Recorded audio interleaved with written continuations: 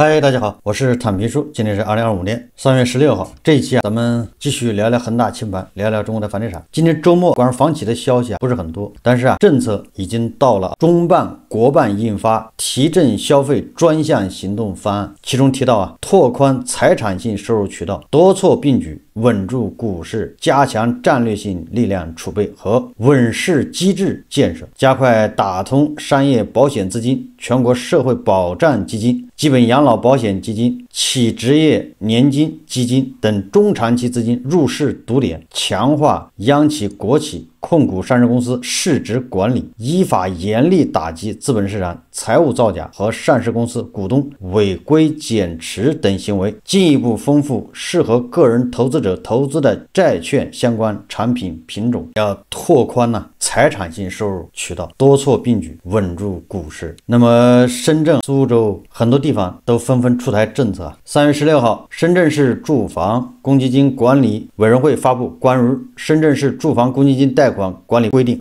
对深圳市住房公积金贷款和利息补贴政策进行了调整优化，提及提高贷款额度、下调首付款比例、加大利息补贴力度等多项有力举措，旨在进一步满足职工住房需求，更好发挥住房公积金制度的保障作用。深圳提高住房公积金贷款的额度，家庭最高可贷231万元。现在深圳的二手房、新房媒体宣传早就稳住了，二手房已经创出新高了，成交量，新房也有日光盘。但是深圳还是继续加码旧楼市的政策，提高住房公积金贷款额度，到底稳住没稳住，只有自己知道我们再看苏州更狠了。3月14日，苏州高新区发布人才房票补贴实施细则，即日起2025年10月31日，符合条件的人才可申领人才房票补贴，最高可获补贴200万元。苏州工业园区当天也发布了圆梦未来苏州工业园区青年人才创新创业行动计划，其中提到对符合条件的金鸡湖科技创业领军人才给予最高200万元的购房补贴。大家看视频。苏州高新区发布人才房票补贴实施细则试行，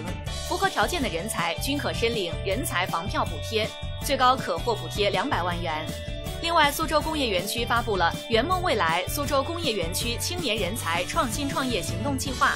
其中提出对符合条件的金鸡湖科技创业领军人才给予最高200万元购房补贴。苏州是咱们最强的地级市经济现在对买房的补贴这个力度也是越来越大最高给200万。所以说到底稳住没稳住，大家自己判断。2025年进入3月份，也就是春节以后，实际上我们细心的观察，大家还是不难发现社会上一些现象，对吧？不正常。你比如说二手劳力士暴跌，百达翡丽也不香，也就是咱们去年节目也介绍过，这些奢侈品本来它是能保值升值，号称这个表都是限量版的，但实际上在经济低迷面前也是不堪一击。2年前一块劳力士二手迪通拿还能卖100多万，现在50万就能拿到。这个在中产圈被热议的话题，曾经被认为最保值的产品，现在迎来的是腰斩。不仅是劳力士、百达翡丽、爱彼得，二手市场都迎来了持续下滑。一个是下降 6.5%， 一个是下降 7.4%， 这些还不都是平均数据，个别产品下滑更离谱。这个奢侈品表还有包，那都是一种象征，一个缩影，标志着中产没钱了。中产是炒房的主力，这个大家能理解。爱马仕也开始调低配货门槛，古奇营收下滑， Prada 包包主动下调价格，就是中产消失了，中产在缩水。你要说楼市还在涨，这个不太好理解。第二个，奔驰、宝马这个 BBA 接连下滑，曾经的进口豪车也卖不动了。日本的叫什么买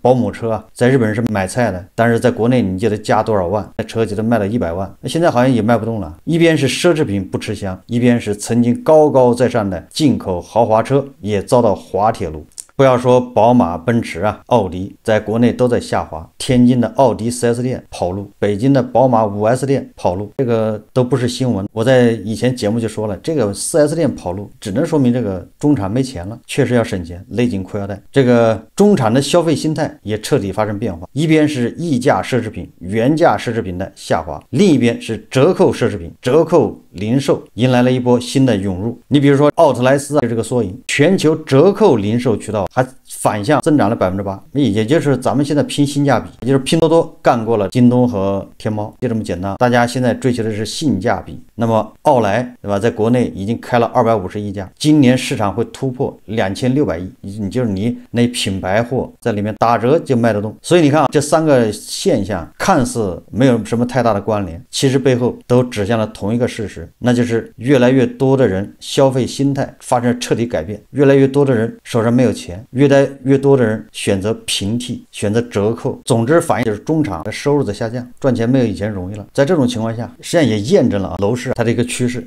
这些东西跟楼市实际上都是一荣俱荣，一损俱损，没有道理说这些奢侈品这些他们现在不行，但是楼市蒸蒸日上。在这紧急关头，香港一个叫大公报的对着李嘉诚连开5炮，也很有意思这个动向非常有意思。我看李嘉诚今天还直播出来解释澄清，但是这个大公报连发5篇文章，今天说伟大的企业家都是真正爱国者，他的作者叫叶家豪。我们看到文章怎么说的他说近日长江和记公司拟将其持有的包括巴拿马运河2大港口在内43个港口出售给美国财团的消息，引发国人高度关注和强烈质疑。为何如此轻易将这么多重要港口转让给不怀好意的美国势力？表面宣称的商业行为，暗中藏着怎样的政治算计？所谓精明的交易，有没有考量国家民族利益？这般选择是否在助纣为虐，贻害中国和世界？说由此人们进一步发出灵魂拷问，在大是大非面前，当时的企业家应怎么取舍，带领企业驶向何方？他说历史早已给出了答案，无论何时何地何种情况，伟大的企业家从来不是冷血投机的逐利者，而是热忱傲骨的爱国者。商场如战场，那些在民族史册上徐徐发光的伟大的企业家，无一不像伟大的将军，坚定勇敢地维护国家利益、民族大义。他们将自己和企业前进的罗盘对准祖国的星辰，与自己的人民同呼吸共命运，因此才名垂青史，为后世敬仰。国人想起的是在旧中国积贫积弱、强敌环伺之时，这个什么实业救国，在抗日战争的烽火之中，马万祺通过商贸网络为前线运送物资，并想尽办法救治伤员。国人想起的是新中国刚成立，百废待兴，以美国为首的西方阵营又迫使我们投入一场更加残酷的战争，并对新中国实施全面围堵封锁。当此严峻关头，众多企业家如同战场上的战士，奋力筑起国家新的经济长城，用行动诠释商之大者，为国为民。不是侠之大者，为国为民吗？那商之大者也是为国为民。总之什么大者那都得为国为民。柯震平、柯林在港澳为国家筹集大量资金和物资。霍英东顶着港英当局急撕的枪口，组织船队突破封锁线，将药品、钢材等战略物资运往内地。国人想起的是改革开放后，曹光标第一时间到内地投资开办香洲毛纺厂。面对外界的观望、家人的疑虑，他毅然决然说必须得做，哪怕亏掉所有的投资也得值得做，因为这是对国家发展有用的。包玉刚与内地造船企业签署协议，定制多艘船只，推动中国船舶业走向世界。他对儿女说，无论什么时候什么地方，都不要忘记我们是中国人。曹光标和包玉刚造就非凡商业奇迹，正根源于苟利国家生死以，起因祸福必趋之坚贞信念，根源于将个人抱负寄于天下兴亡的浩荡洪流。我这文章写的说，今天中国新一代企业杰出企业家进一步传承光大的爱国精神，面对美国的技术封锁、市场围剿以致针对个人的疯狂打击，他们不屈不挠，绝地反击，在围堵中突围，在承压中超越，坚决有力捍卫国家产业自主尊严。任正非带领华为顶住全球供应链断裂的冲击，被切断高端芯片供应的绝境中，启动南泥湾计划，用英勇行动诠释了何谓站着看真，守护了中国通信产业的技术据传，向世界宣告中国企业不会在强权面前屈膝。还有许多企业将被列入美国所谓制裁名单，视作登上光荣榜，将外部打压转化为自主创新、突破发展的战略契机。比亚迪、宁德时代、科大讯飞、大疆一个个拼搏胜利的故事，彰显着企业走向成功、走向伟大之路。沧海横流，方显英雄本色。说历史和现实都提示，处于风口浪尖的企业家们，面对美国强权霸凌，唯有坚定地与国家站在一起，勇敢斗争，才能保家卫国，才能赢得尊严，守住清誉。反之，如果看不起美国那些政客既要钱更要命的本质，选择与之共舞，倒行逆施，或许一时间可做成大雕，赚得大钱，但最终是没有前途，更会背上历史骂名的。这个大公报第5篇文章，伟大的企业家都是真正爱国者。怎么说？这个大公报是不是人民日报的下属单位吗？还是准备要收编？我在上一次节目说了啊，这个大公报低级红高级黑，我们正在发展民营经济的时候，你这属于下鸟论，给民营经济背负太多不该他背负的东西。我们聊这个我不是从别的角度聊，我只是说现在的环境有利于咱们搞经济吗？我们现在经济要复苏，要5%的速度的增长，要解决这么多问题。那我们现在看我们的舆论环境具备了吗？前一阵子开的会，如果按大公报这种搞法上纲上线，那会不是白开了吗？这些大佬看了之后不是瑟瑟发抖，谁还敢来玩？惹不起躲得起，远走高飞是迫不得已。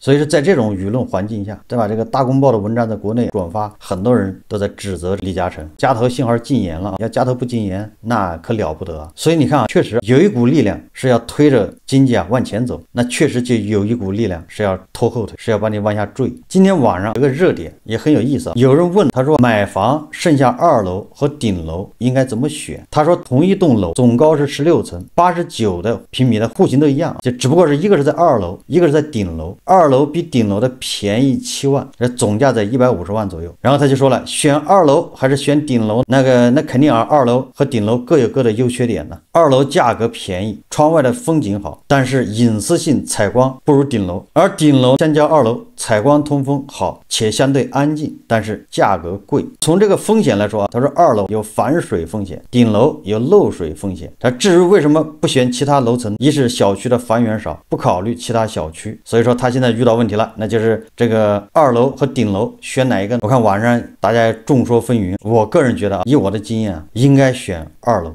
第一个是2楼总价便宜，它不便宜7万吗？房型是一模一样的，优缺点都差不多。你万一遇上停电那很麻烦，万一遇点什么事情，当然这不希望遇到这种事情，不好的，但是你得考虑，这叫风险。顶楼保温隔热，那么都恐怕都有问题，就即便它验收的是没问题，时间长了恐怕都还有问题，都要翻修。顶楼看上去安全，但是顶楼一般的都是上面还有设备间，那设备间轰隆的，就是噪音还是有的。二楼便宜2楼一个是不安全，你容易招贼，如果你要不小心，所以一般2楼人家要装防护栏，窗户的那种钢筋，要搞防盗网。2楼蚊虫多一点，但是2楼不怕停电，2楼也不怕灾害什么的突发状况。所以说像这种情况最好是选2楼，还便宜只是说2楼反水什么容易受潮，那个问题都不大，什么隐私性差，你拉上窗帘就行了。采光是要差点，2楼的采光肯定比顶楼要差得多，但是这也分人，对吧？有的人就喜欢这种不要这个光照不要太强，但是有人就说了我记得我们买房的时候，那时候有个理论，13层以下的不要买，说什么空气浮尘雾霾主要是集中在13层往下，什么14层往上就好了，所以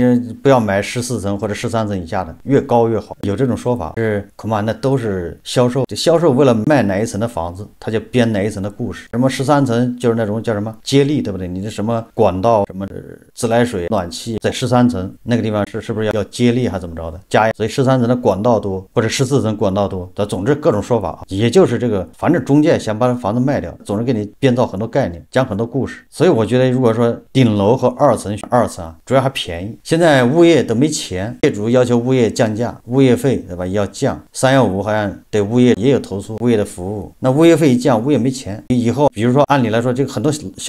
楼它到期，它的电梯不要检修吗？维修基金里要出，但是有的就有各种各样的情况，导致没钱。电梯维修是个大问题，有的电梯的维修就跟不上，经常会发现什么坠梯事件。我们再看看这个网上流传一个房地产下行一个受害者，就是房地产从业者，但是这个不能保证。这是3月14号在网上，有人在网上发了一个寻人启事，寻谁是北京市建筑设计院南礼士路院区建筑师叫雨月。当然他这个帖子说，北京市建筑设计研究院南礼士路院区建筑师雨月，男，1970年生，建筑师，北京人，单位裁员，也就是他们设计院裁员，他被裁了之后，近期在海淀区马连洼后厂村一带流浪，也就是不知下落。被裁了以后，他就天天在那儿待着，我估计是天天假装在上班。70年生，55岁，恐怕再扛2年，这扛几年就不就退休嘛？结果被裁。这个帖子说啊，有知道其下落、手机号以及近期遭遇的可以联系，谢谢。就是个寻人启事，这是这么个短短的寻人启事，说明什么？这个在北京市建筑设计院上班的这么一个55岁、56岁的一个大叔，本来恐怕